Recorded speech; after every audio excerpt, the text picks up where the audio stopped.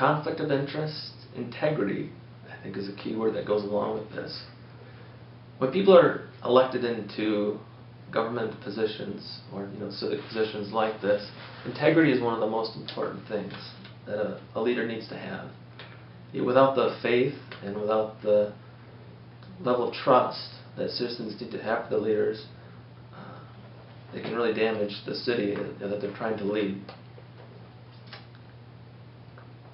Illinois does have campaign refinance, and they have laws in place, but sometimes those laws are a little bit maybe too loose, or sometimes, maybe not too loose is the right word, but sometimes they can be stretched, you might say.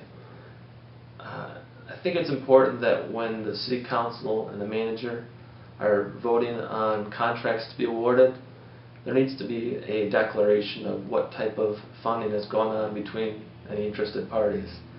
You'll notice that once in a while on voting in the different meetings that someone will say, well, I need to pass on this item because there's a conflict of interest. I think that conflict of interest needs to be looked at pretty closely.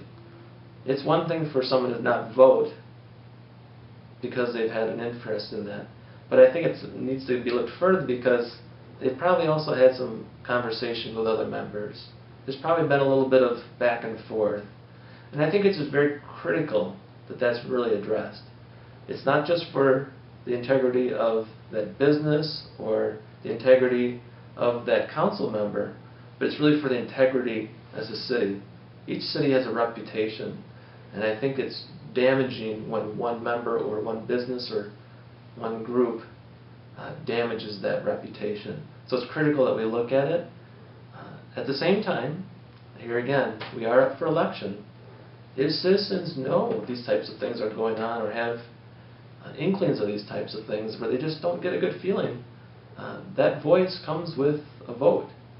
And so I think that this election will continue to allow voters that opportunity to voice that opinion.